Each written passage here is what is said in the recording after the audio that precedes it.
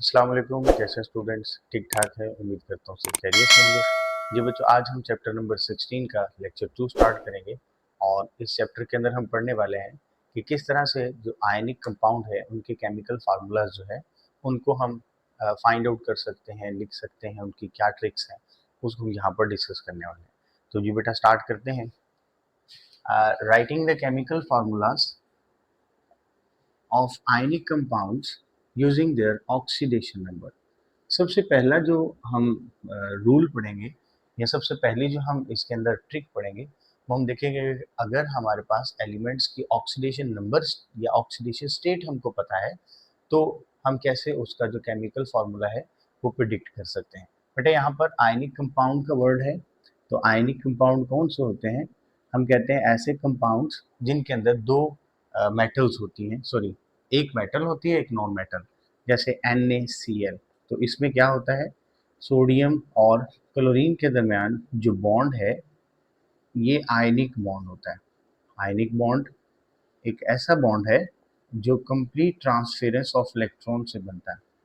या आप लोगों ने 9th क्लास में अच्छी तरह से डिटेल से डिस्कस किया था कि एक एटम के पास एक्स्ट्रा इलेक्ट्रॉन होते हैं तो वो अपने इलेक्ट्रॉन दूसरे को डोनेट कर देता है, दूसरे के पास इलेक्ट्रॉन की कमी होती है वो इलेक्ट्रॉन को एक्सेप्ट कर लेता है। तो ये इस तरह से जो बॉन्ड बनता है पॉजिटिव और नेगेटिव आयंस की वजह से, इस बॉन्ड को हम नाम देते हैं ionic bond. Sodium electron lose करेगा इसके ऊपर positive charge, chlorine electron gain करेगा तो इसके ऊपर नेगेटिव चार्ज। तो इस तरह से दोनों एटम्स के दरमियान जो बॉन्ड बनेगा उसको आयनिक बॉन्ड कहेंगे।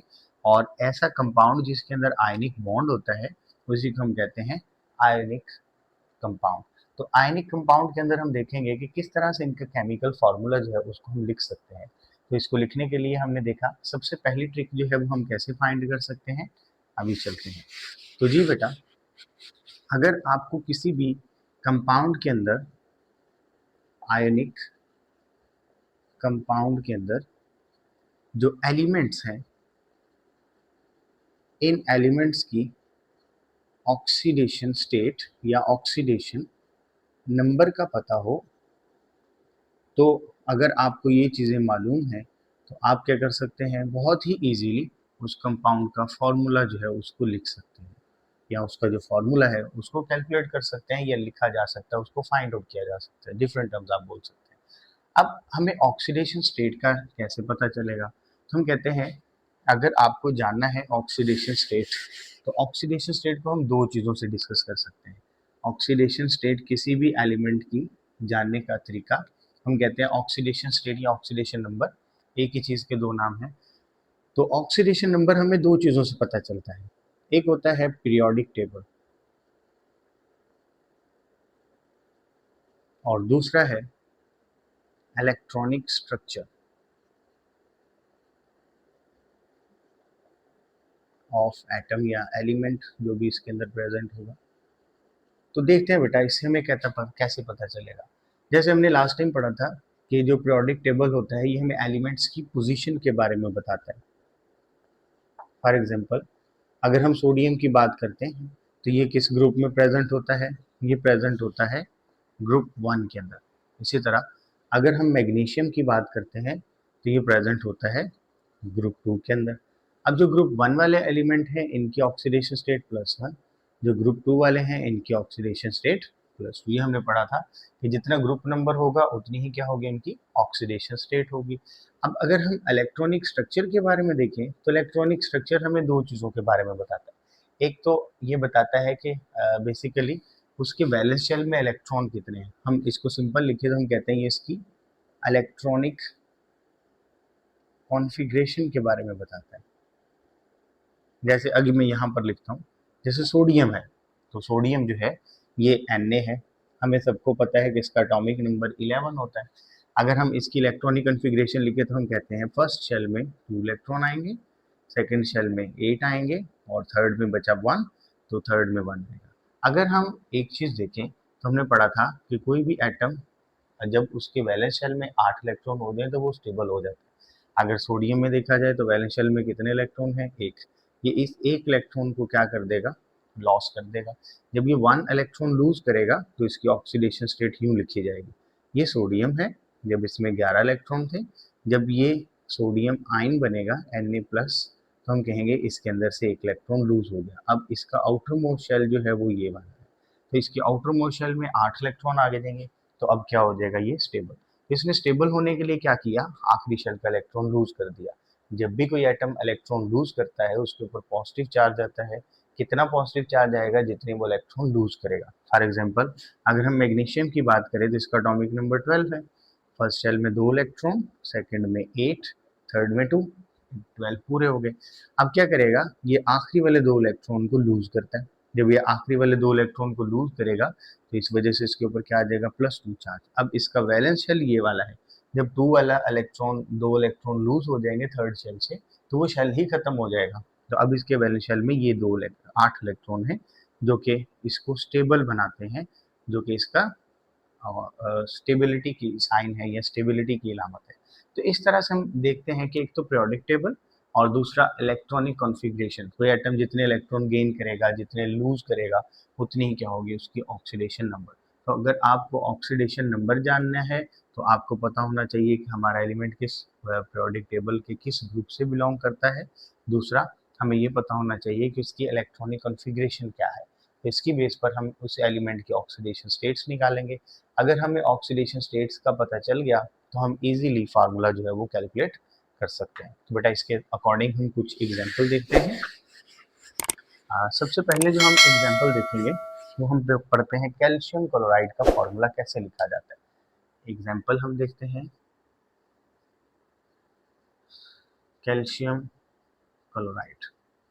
लेट्स सपोज हम कैल्शियम क्लोराइड की बात करते हैं, तो यहाँ पर बेटा देखा जाए तो हमें पता होना चाहिए कि दोनों एलिमेंट्स की इलेक्ट्रॉनिक कॉन्फ़िगरेशन क्या है। कैल्शियम जो है इसका सिंबल होता है Ca, क्लोरीन जो है इसका सिंबल होता है Cl। अब हम देखेंगे कि जो कैल्शियम है ये किस ग्रुप से बिलोंग करता है, तो ग्रुप 2 से ये बिलोंग करता है बेटा। अगर ग्रुप 2 से बिलोंग करता है जिसकी ऑक्सीडेशन स्टेट कितनी होगी, +2। अगर क्लोरीन की बात करें तो ये हैलोजेंस हैं, और हैलोजेंस किसके ग्रुप को कहते हैं, ग्रुप 17 के एलिमेंट्स को। तो ग्रुप 17 के एलिमेंट्स को हमने पढ़ा था, इनकी ऑक्सीडेशन स्टेट कितनी होती है, -1, क्योंकि ये इनके वैलेंस शेल में 7 इलेक्ट्रॉन होते हैं, तो ये 1 इलेक्ट्रॉन गेन करते हैं, इस वजह से इनकी ऑक्सीडेशन स्टेट क्या हो जाती है, -1। जैसे क्लोरीन की एग्जांपल देखते हैं, इसका एटॉमिक नंबर 17 है, 2, 8 और लास्ट में 7। 2, 8, 10, 10 + 7 कितना हो जाएगा, 17। तो ये क्या करेगा, अपना ऑक्टेट पूरा करने के लिए 1 इलेक्ट्रॉन गेन करेगा। जब ये गेन करेगा इलेक्ट्रॉन को, तो हम कहेंगे इसकी जो ऑक्सीडेशन स्टेट है वो क्या होगी, -1। जब कोई एटम इलेक्ट्रॉन लूज करता है तो प्लस, जब कोई एटम इलेक्ट्रॉन गेन करता है तो उसकी ऑक्सीडेशन स्टेट में नेगेटिव का साइन आता है। तो ये बेटा आपने सिंपल नोटिस किया कि अगर कोई एटम है क्लोरीन का, लेट्स सपोज वो 17 ग्रुप से बिलोंग कर रहा है, तो अब हमें पता चल गया कि इन दोनों की ऑक्सीडेशन स्टेट क्या है। एक की है 1 माइनस, -1 भी लिख सकते हैं, और एक है 2 प्लस। ठीक है, दोनों की ऑक्सीडेशन स्टेट्स को हमने फाइंड आउट कर लिया। ये ग्रुप 2 से बिलोंग करता है +2, ये 17 से बिलोंग करता है -1, हमने कैलकुलेट कर लिया। अब हम नेक्स्ट स्टेप में चल के देखते हैं, दोनों का एलिमेंट्स जो है उनकी ऑक्सीडेशन स्टेट लिख देते हैं। क्लोरीन -1, इनकी जो ऑक्सीडेशन स्टेट्स हैं इनको हम मूव करवाते हैं, इसको हम कहते हैं criss cross method. Criss cross method, ये क्रिस क्रॉस मेथड क्या होता है, इस मेथड के अकॉर्डिंग दोनों एलिमेंट्स की जो ऑक्सीडेशन स्टेट्स हैं इनको हम राइट बॉटम पर लिख देते हैं। ये राइट साइड है, इसको यहाँ पर ला के लिख देंगे, इसकी जो है उसको यहाँ पर ला के लिखते हैं। इसको क्रॉस एक्सचेंज मेथड भी कहते हैं, क्रॉस एक्सचेंज मेथड।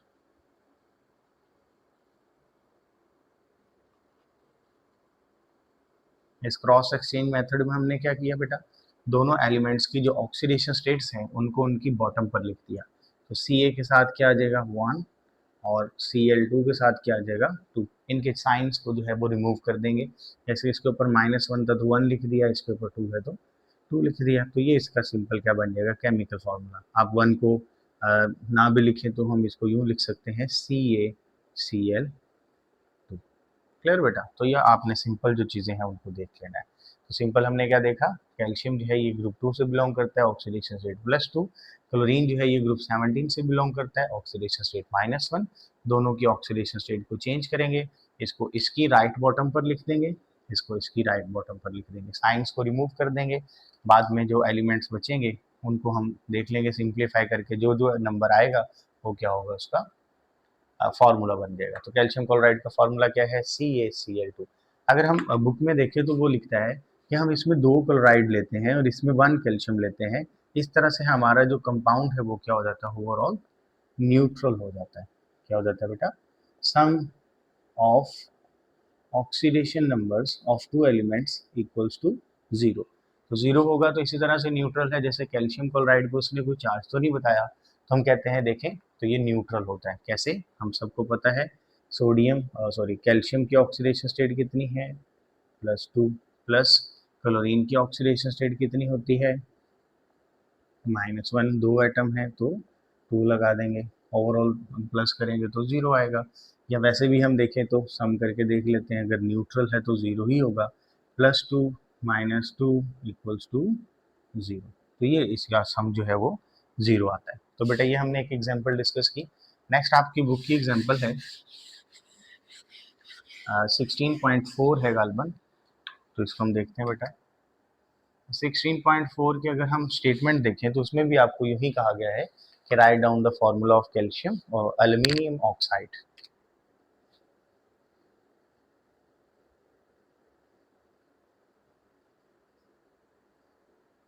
जी बच्चों देखें, एल्यूमिनियम जो है Al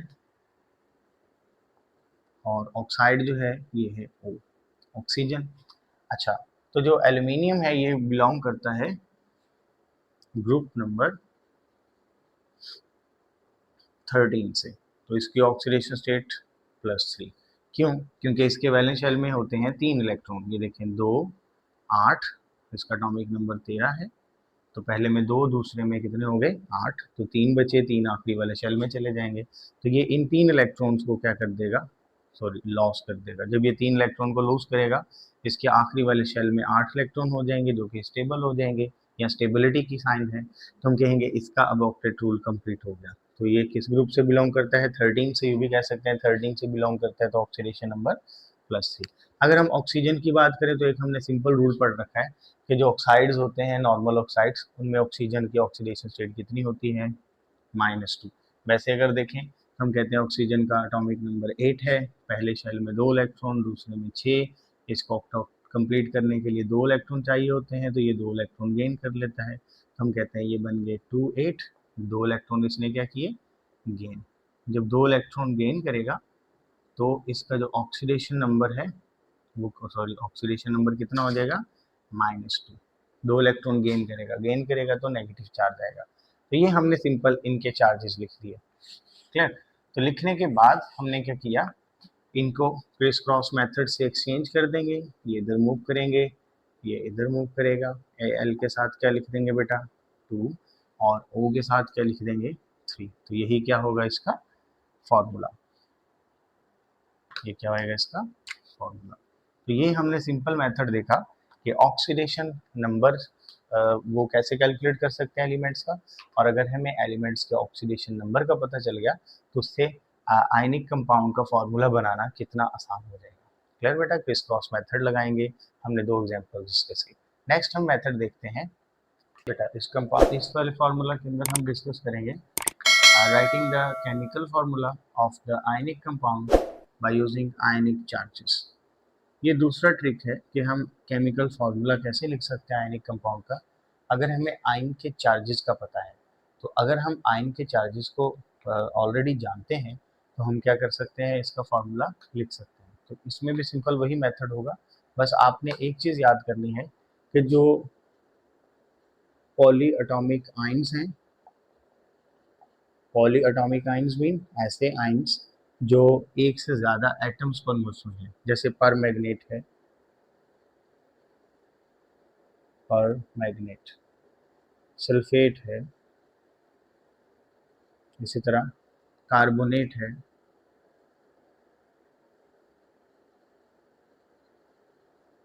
इस तरह अमोनियम है, तो इनका जो मतलब हम देखें तो एटम्स हैं वो एक से ज़्यादा होते हैं, poly mean many, atom mean atomic या एटम्स। पर मैग्नेट का फार्मूला होता है MnO4-1, सल्फेट का फार्मूला होता है SO4-2, कार्बोनेट का फार्मूला होता है CO3-2, अमोनियम का फार्मूला होता है NH4+2+1। अब जब आप इस तरह के कुछ पोली एटॉमिक आइंस लिख रहे होंगे तो उनके गिर्द आपने एक चीज़ लगानी है, आपको लगानी है ब्रैकेट। स्मॉल ब्रैकेट भी इसको कहते हैं, वैसे ही इसको यहाँ पर ब्रैकेट का वर्ड ही यूज़ किया हुआ है। ये जो स्मॉल ब्रैकेट होती है इसको हम पैरेंथेसिस भी कहते हैं। क्लियर? तो ये आपने कर देना कि जब इनमें वो एक्सचेंज करेंगे तो एक्सचेंज करते वक्त इनके गिर्द सॉरी स्मॉल ब्रैकेट जो है वो पुट कर देंगे, ताकि जो आप वेरिएबल एक्सचेंज करके लेके आ रहे हैं वो और ये जो इनके साथ ऑलरेडी नंबर्स हैं ये एक दूसरे के साथ मिक्सअप ना हो। अगर तो 1 आ रहा होगा तो फिर आप ब्रैकेट को ख़त्म भी कर सकते हैं। अगर 2, 3, 4, 5, 6 इस तरह के कोई डिजिट आ रहा है तो आपको क्या करना पड़ेगा, इनके गिर्द ब्रैकेट लगानी पड़ेगी। तो चलिए बेटा देखते हैं इसकी एग्जांपल। सबसे पहले हम देखते हैं पोटाशियम परमैंगनेट।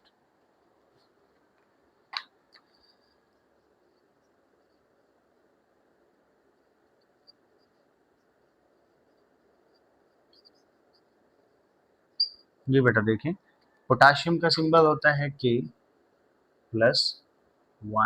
क्योंकि ग्रुप 1 से बिलोंग करता है तो 1। इसी तरह परमैंगनेट जो है MnO4, इसके ऊपर होता है -1। दोनों की जो ऑक्सीडेशन स्टेट्स हैं या चार्जेस हैं इनको हम क्या करेंगे, एक्सचेंज कर देंगे। इसको इधर लेंगे, इसको इधर लेंगे, ये बनेगा KMnO4। 1 है तो इसके गिर्द अब ब्रैकेट लगाने की ज़रूरत नहीं है, इधर भी 1 आएगा, दोनों का 1 1 है तो इट्स ओके, हम इसको ऐसे सिंपल भी लिख सकते हैं। तो ये KMnO4 का सिंपल सा फार्मूला होगा। आपने सिंपल क्या किया, दोनों के जो आयनिक चार्जेस थे उनको लाके दोनों की राइट साइड वाली बॉटम पर लिख दिया, तो इससे क्या होगा, हमारे पास ये फार्मूला बनेगा। ये किसका फार्मूला है, ये आयनिक कंपाउंड का फार्मूला है, सिंपल। दूसरी एग्जांपल में हम डिस्कस करते हैं अमोनियम कार्बोनेट। ये सारी एग्जांपल आपकी बुक से हैं। अमोनियम कार्बोनेट, देखो बेटा, अमोनियम का भी हमने फार्मूला पढ़ा, NH3 हो तो वो होता है अमोनिया। अगर NH4 पे पॉजिटिव चार्ज है तो वो बन जाएगा अमोनियम। तो ये बन गया NH4, इसके ऊपर आ गया पॉजिटिव चार्ज। कार्बोनेट की बात करो बेटा तो ये होता है 2-, कार्बोनेट पे 2 चार्ज है। अब हम क्या करते हैं, इसके यहाँ पर लेके आएंगे, इसके यहाँ पर लेके आएंगे। बट जब आप एक्सचेंज कर रहे होंगे तो आपको क्या करनी है, पैरेंथेसिस लगा लेना है, स्मॉल ब्रैकेट लगा देनी है। तो ये बनेगा NH4 स्मॉल ब्रैकेट, इधर 2 आ जाएगा, यहाँ पर लिखेंगे 1 ही है तो इसको आप CO3 सिंपल भी लिख सकते हैं, ब्रैकेट लगा के 1 ना भी लिखे तो चल जाएगा। तो सिंपल आपने इसको ये भी लिख सकते हैं। तो ये किसका फार्मूला बन गया, NH4 2CO3, ये फार्मूला बन गया अमोनियम कार्बोनेट का, सिंपल सा। अब आपकी बुक में एक एग्जाम्पल है, एग्जाम्पल का नंबर है बेटा 16.5। ये 16.5 एग्जाम्पल में आपको एक कंपाउंड दिया जाता है एल्यूमिनियम सल्फेट।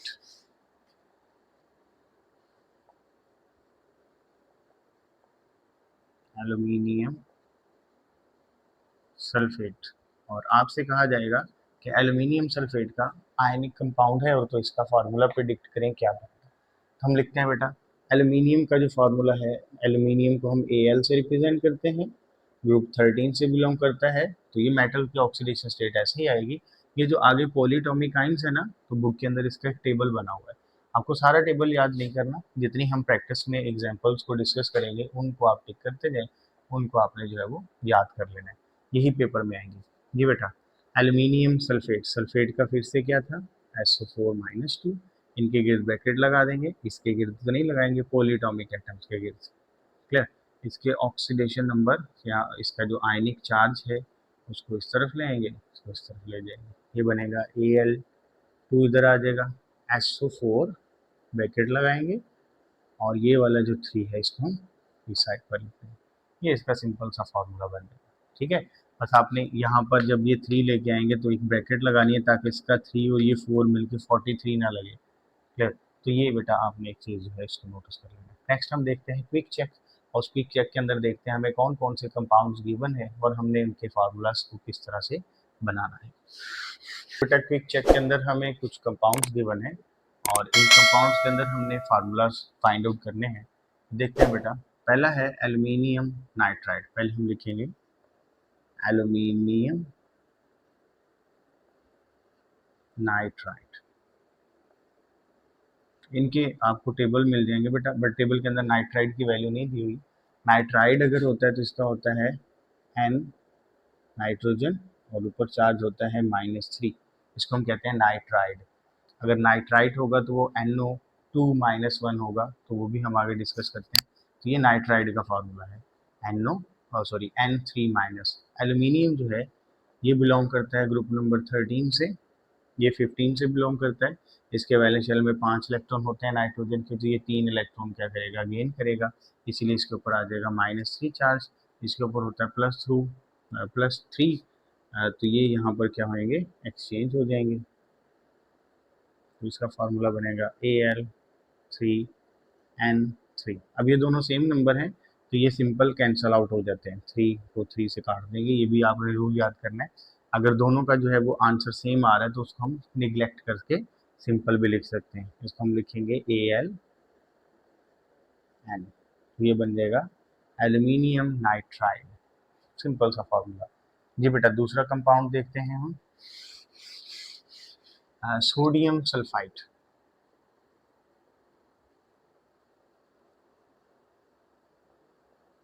सोडियम की बात करें तो Na, ग्रुप 1 से बिलोंग करता है तो +1। अगर हमने सल्फेट की बात करें तो सल्फेट का फार्मूला होता है -2SO4। जब हम सल्फाइड की बात करते हैं तो ये हो जाता है SO3-2। सिंपल सा। अब हमने क्या करना है इनकी ऑक्सीडेशन स्टेट्स जो है उनको क्या करेंगे, इधर एक्सचेंज कर देंगे। Na इधर आ जाएगा 2, माइनस का साइन खत्म, आगे आ जाएगा SO3। अब इधर +1 है तो ये आके 1 ही होगा, तो इसको ना भी लिखें तो सिंपल यू भी लिख सकते हैं। अगर आप लिखना चाहते हैं तो उसके ब्रैकेट लगा के 1 लिख दें। 1 है तो 1 को हम इग्नोर करते हैं, नहीं लिखते, तो हम इसको लिख सकते हैं Na2CO3। ये फार्मूला बनेगा बेटा सोडियम सल्फाइड का। क्लियर? नेक्स्ट चलते हैं। नेक्स्ट नंबर 3 पे है सोडियम हाइड्रोजन कार्बोनेट। ये जो हाइड्रोजन कार्बोनेट है बेटा, ये एक ही सारा आयन है, सोडियम जो है वो एक है। तो हम देखते हैं सोडियम हाइड्रोजन कार्बोनेट। कार्बोनेट का वैसे सिंबल होता है CO3-2, लेकिन जब हाइड्रोजन कार्बोनेट आएगा तो हाइड्रोजन कार्बोनेट का जो फार्मूला होगा -1 होगा। कार्बोनेट का होता है CO2। जब एक हाइड्रोजन आ जाएगा, हाइड्रोजन पे पॉजिटिव चार्ज है, एक नेगेटिव खत्म, एक पॉजिटिव आने की वजह से इसका हो जाएगा -1। तो हम लिखेंगे हाइड्रोजन कार्बोनेट का फार्मूला बना ये, सोडियम का फार्मूला बना +1, दोनों को एक्सचेंज कर देंगे। अब दोनों 1-1 है तो हम दोनों को ही इग्नोर कर देंगे, तो ये बनेगा NaHCO3। दोनों को मिला के लिख देंगे, Na प्लस है, ये दोनों आएंगे भी तो इधर 1, इधर ब्रैकेट लगा के 1, तो वो हम इग्नोर करते हैं, तो ये बनेगा NaHCO3। ये बेटा आपने देखा क्विक चेक का पहला क्वेश्चन। अब हम अटेम्प्ट करेंगे क्विक चेक का सेकंड क्वेश्चन, क्वेश्चन नंबर 2। और इसके अंदर हमें फार्मूला फाइंड करना है अमोनियम एसीटेट का। अमोनियम अभी हमने पढ़ा था, अमोनियम एसीटेट। एसीटेट का फार्मूला होता है CH3COO नेगेटिव। ठीक है, -1 चार्ज होता है इसके ऊपर, 1-। और जो अमोनियम है इसके ऊपर होता है +1। अब इनको हम इस साइड पर ले जाएंगे, इसको इस साइड पर ले जाएंगे, दोनों का 1-1 है तो 1 कैंसल, तो इसको हम लिखेंगे NH4CH3COO। तो ये इसका हमारे पास फार्मूला बनेगा CH3COONH4, अमोनियम एसीटेट। क्लियर बेटा? जी, दूसरी एग्जांपल में देखते हैं कैल्शियम फॉस्फेट। कैल्शियम फॉस्फेट के अंदर हम देखेंगे कैल्शियम है, कैल्शियम का फार्मूला कैल्शियम फॉस्फेट। कैल्शियम का फॉर्मूला होता है Ca+2, फॉस्फेट का होता है PO4-3। जी बेटा, हम इसको इस साइड पर लेकर आएंगे, इसको इस साइड पर लेकर आएंगे। अब हम देखें दोनों डिफरेंट हैं, तो ये जो PO4 है, क्योंकि ये पॉलीएटॉमिक आयन है तो इसके लिए स्मॉल ब्रैकेट ऐड करेंगे, ये 2 इधर आ जाएगा, ठीक है। और ये बनेगा Ca के साथ क्या आ जाएगा 3, ये बनेगा Ca3PO4 इंटू 2। तो ये बेटा आपने जो है वो फॉर्मूला इसका लिख लेना है। नेक्स्ट देखते हैं लास्ट एग्जांपल, पोटाशियम क्रोमेट।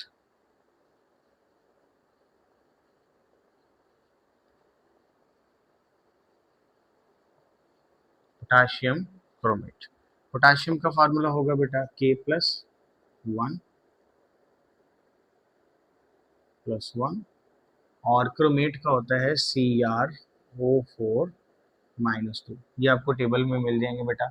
ये जो हमने जितने भी आयन अभी तक डिस्कस किए हैं, आपको सिर्फ इनको टिक करके इन्हीं के नंबर्स या इनके सिंबल्स और इनकी ऑक्सीडेशन स्टेट्स या चार्जेस जो भी हैं वो आपने इनको अच्छी तरह से याद कर लेना है, ठीक है बेटा।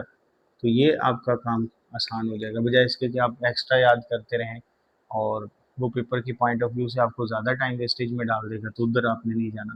तो देखेंगे हम इसमें भी मूव करवाएंगे बेटा, ये बनेगा K2, ये 2 इधर आ जाएगा और ये बनेगा CrO4, ये 1 है तो ब्रैकेट लगा के 1 लिख भी दें, ना भी लिखेंगे 1 तो ये इस तरह से ही लिखा जाएगा, ये बनेगा K2CrO4। ये किसका फार्मूला हो गया, ये फार्मूला बनेगा पोटाशियम क्रोमेट का। जी बच्चों, ये हमारा आज का टॉपिक था। इस टॉपिक के अंदर हमने बेटा डिस्कस किया कि किस तरह से जो आयनिक कंपाउंड है उनके फार्मूलाज को कैलकुलेट किया जा सकता है by using oxidation number and by using ionic charges. Clear बेटा? तो नेक्स्ट टॉपिक में, नेक्स्ट लेक्चर में नेक्स्ट टॉपिक के साथ मिलते हैं, तब तक के लिए अल्लाह हाफिज़। Thank you so much.